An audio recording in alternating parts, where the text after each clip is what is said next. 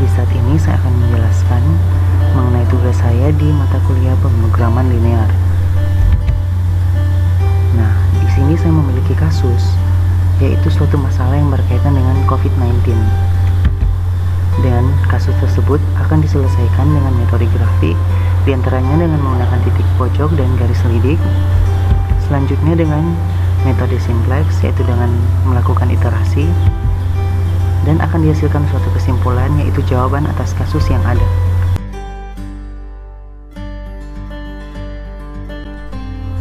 Nah, seperti yang kita ketahui bahwa dunia saat ini sedang menghadapi suatu masalah yang sama, yaitu wabah COVID-19. Di sini saya memiliki suatu kasus, yaitu di tengah penyebaran wabah COVID-19, perusahaan RIK berusaha membantu pencegahan menyebarnya virus corona dengan menjual hand sanitizer dan hand soap dengan harga yang lebih murah dari biasanya, masing-masing 10.000 untuk hand sanitizer dan 15.000 untuk hand soap. Pembuatan kedua produk tersebut melalui tahapan pengolahan di mesin A, pengemasan di mesin B, dan finishing di mesin C dengan jam kerja mesin tiap harinya yaitu 4 jam. Pembuatan hand sanitizer membutuhkan waktu 3 menit di mesin A, 8 menit di mesin B, dan 6 menit di mesin C. Sedangkan hand soap membutuhkan waktu 9 menit di mesin A, 4 menit di mesin B, dan 8 menit di mesin C. Berapakah hasil maksimum yang bisa didapatkan oleh perusahaan RIK?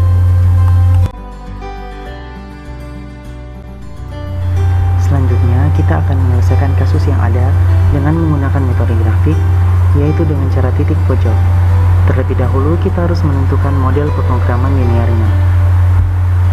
Di sini saya sudah membuat tabel untuk membantu saya dalam menyusun model pemrograman linear. Variabel keputusan X1 untuk hand sanitizer dan X2 untuk hand soap. Dengan fungsi tujuan maksimum set sama dengan 10.000 X1 tambah 15.000 X2. Dengan fungsi kendala dapat kita lihat dari tabel, yaitu 3X1 tambah 9X2 kurang dari sama 640, atau bisa disederhanakan menjadi X1 tambah 3X2 kurang dari sama dengan 80. Selanjutnya persamaan yang kedua yaitu 8X1 tambah 4X2 kurang dari sama dengan 240 disederhanakan menjadi 2X1 tambah X2 kurang dari sama dengan 60. Selanjutnya persamaan yang ketiga yaitu 6X1 tambah 8X2 kurang dari sama dengan 240 disederhanakan menjadi 3X1 tambah 4X2 kurang dari sama dengan 120 dengan X1 dan X2 lebih dari sama dengan 0.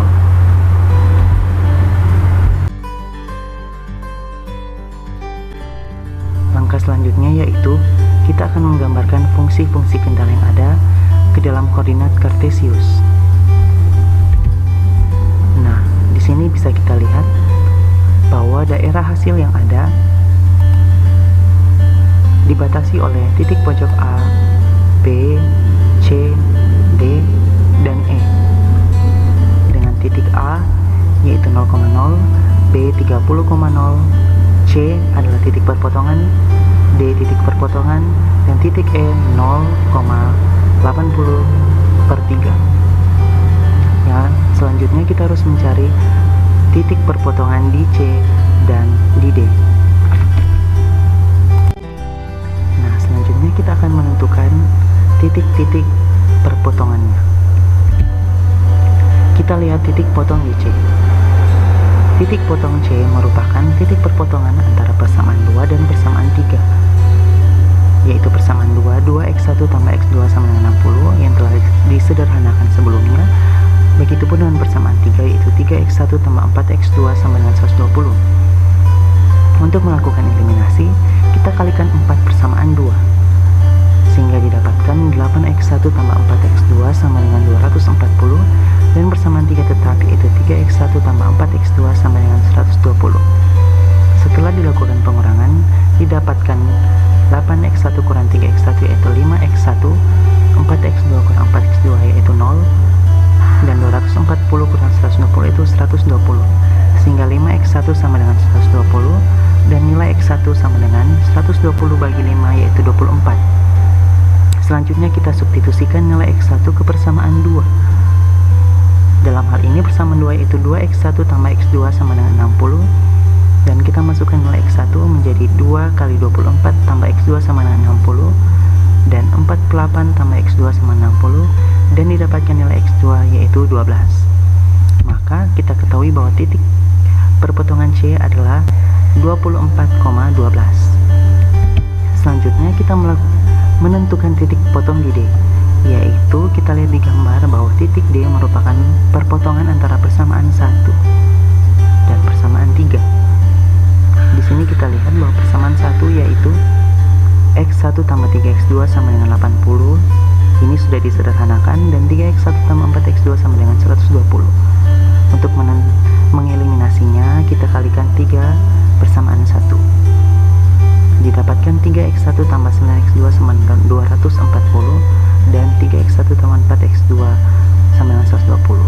Setelah dikurangkan, kita mendapatkan 5X2 sama dengan 120, dan nilai X2 sama dengan 24. Kita substitusikan nilai X2 ke persamaan 1.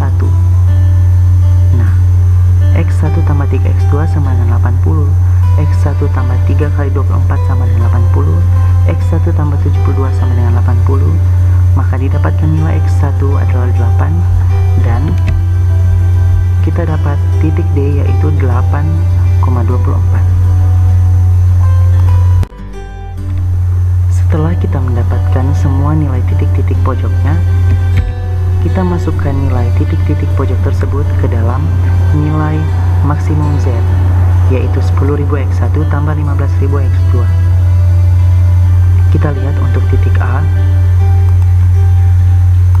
yaitu 0,0.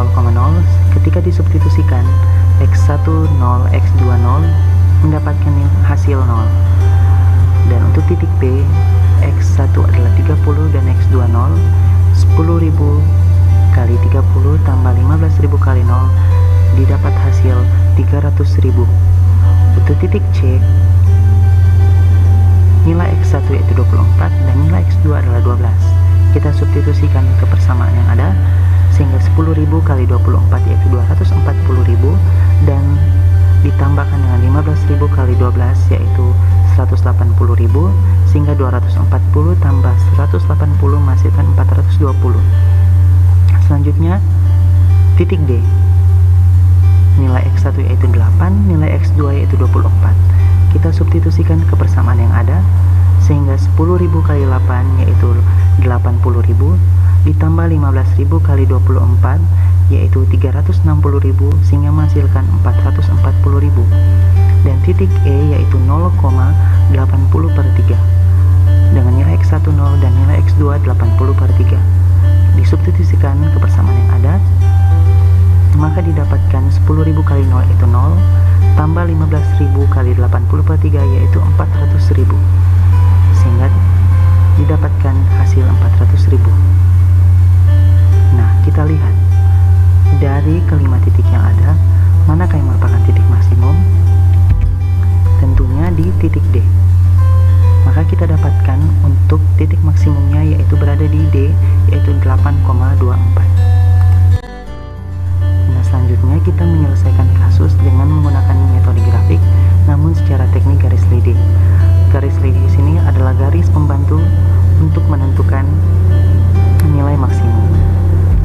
Dengan cara kita menentukan nilai Z yang mudah dibagi dengan koefisien yang ada. Nah, di sini saya mengambil nilai Z1 30.000, dan X2 sama dengan 2, dan X1 sama dengan 3. Selanjutnya saya mengambil Z2 sama dengan 150.000, karena nilai tersebut digeser dari 30.000 digeser ke kanan. Nah, didapatkan Z2 sama dengan 150.000, dan nilai X2 sama dengan 10, X1 sama dengan 15. Selanjutnya nilai Z3. Z3 merupakan geseran juga dari nilai Z2, yaitu Z3 bernilai 300.000. Untuk X1 sama dengan 0, maka X2 sama dengan 20. Untuk X2 sama dengan 0, maka X1 sama dengan 30. Nah, selanjutnya saya mengambil Z4 adalah 440.000. Untuk X1 sama dengan 0, maka X2 sama dengan 88/3, dan X2 sama dengan 0, maka X1 sama dengan 44. Di sini garis Z4 melalui titik terujung dari daerah visible. daerah visibelnya yang ini. Kita lihat daerah visibelnya yang ini. Maka titik terujungnya yaitu di 8,24.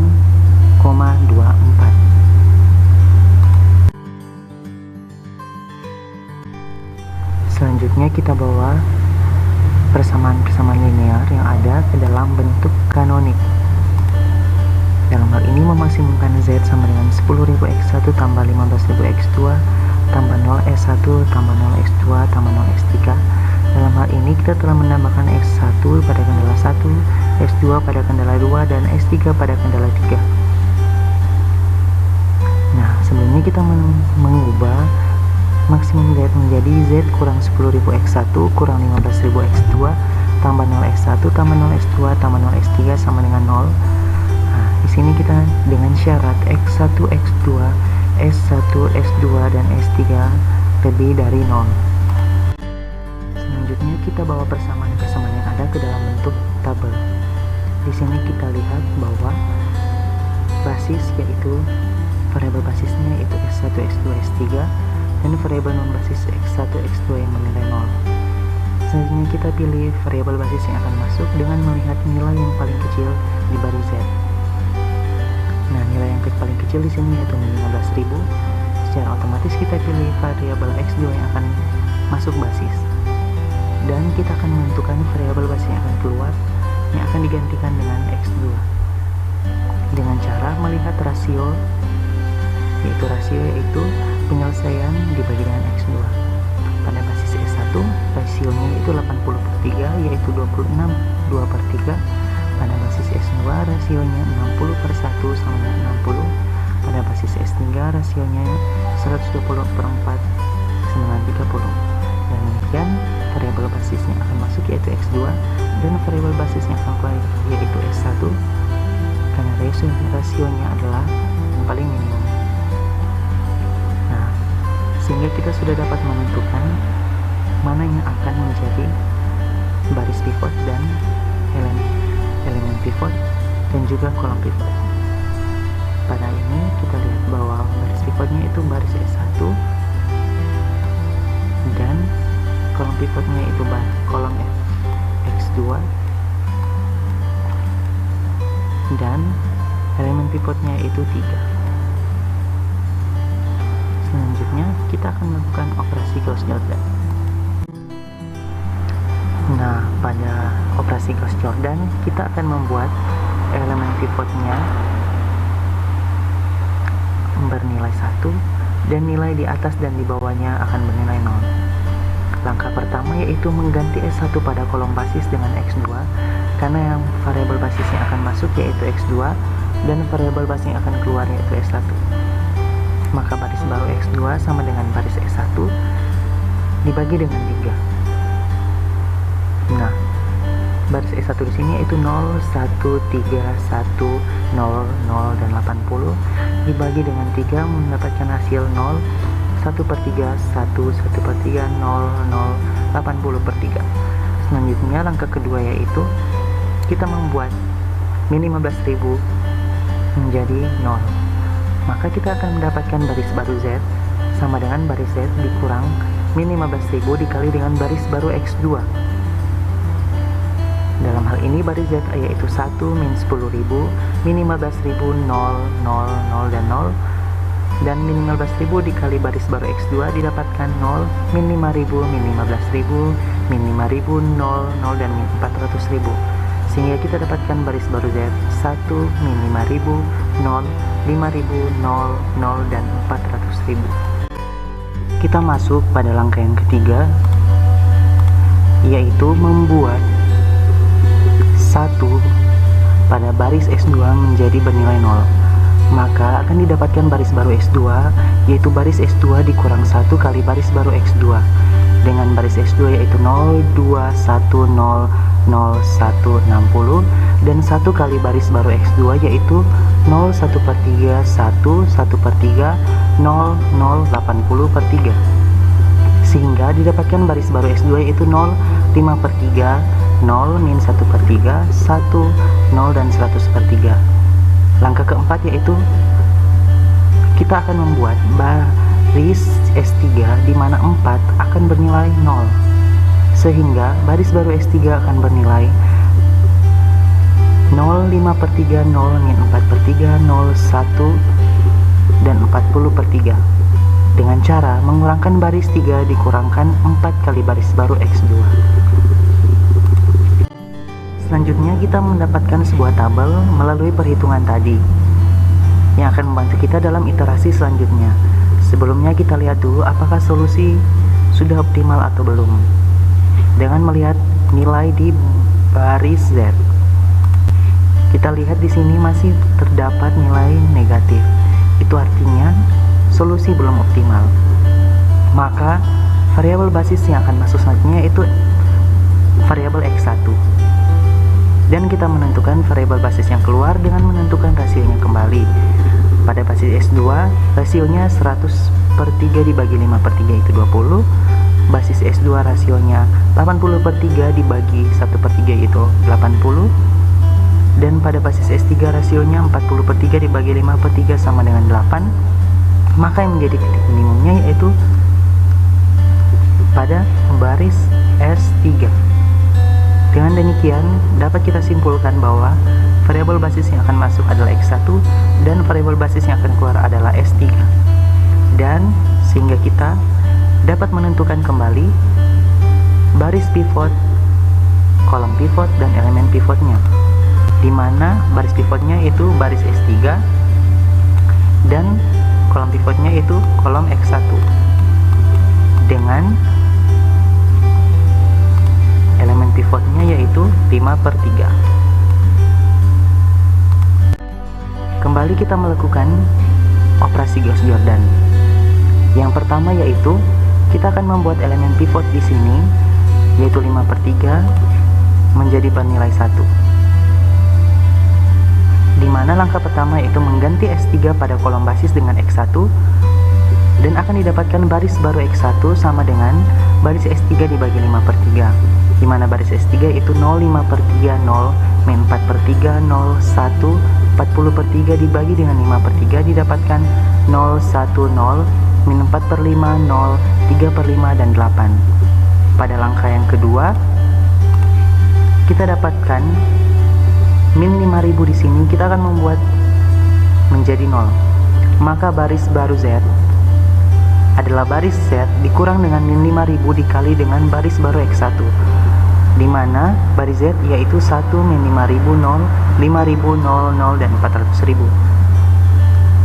Dan min 5000 kali baris baru X1 adalah 0, min 5000, 0, min 4000, 0, min 3000, dan min 40.000. Sehingga didapatkan baris baru Z yaitu 1, 0, 0, 9000, 0, 3000, dan 440.000. Nah, selanjutnya langkah yang ketiga yaitu kita akan membuat 5/3 pada baris S2 menjadi 0. Maka caranya yaitu baris S2 dikurangkan 5/3 dikali dengan baris baru X1, di mana baris S2 0, 5/3, 0, min 1/3, 1, 0, dan 100/3, dan 5/3 kali baris baru X1 yaitu 0, 5/3, 0, min 4/3, 0, 1, dan 40/3. Sehingga setelah dikurangkan kita dapatkan baris baru S2 yaitu 0, 0, 0, 1, 1, min 1, dan 20. Langkah keempat yaitu kita membuat 1/3 pada baris X2 menjadi 0 dengan cara baris X2 dikurangkan 1/3 dikali dengan baris baru X1, sehingga baris X2 yaitu 0, 1/3, 1, 1/3, 0, 0, dan 80/3, dan 1/3 kali baris baru X1 yaitu 0, 1/3, 0, min 4/15, 0, 1/5, dan 8/3, sehingga setelah dikurangkan kita dapatkan baris baru X2 0, 0, 1, 3/5, 0, min 1/5, dan 24. Melalui perhitungan tadi, kita mendapatkan tabel sebagai berikut. Nah, kita lihat pada baris Z sudah tidak ada lagi nilai yang negatif atau semuanya sudah bernilai non negatif. Itu artinya kita telah mendapatkan solusi yang optimal. Nah, Melalui tabel kita dapat melihat bahwa nilai Z bernilai 440.000, X1 sama dengan 8, X2 sama dengan 24, dengan variabel slack S1 sama dengan 0, S2 sama dengan 20, dan S3 sama dengan 0. Selanjutnya kita lihat interpretasi grafik dari metode simplex. Awalnya, variabel non-basis X1 dan X2 bernilai 0, di mana berada di titik A. Selanjutnya, akan bergerak melalui iterasi pertama akan bergerak menuju ke X1 0 dan X2 bernilai 80/3 di titik E. Dan selanjutnya akan mencapai solusi optimal atau titik optimal dengan iterasi kedua dan bergerak menuju ke titik D dengan bernilai X1 sama dengan 8 dan X2 sama dengan 24.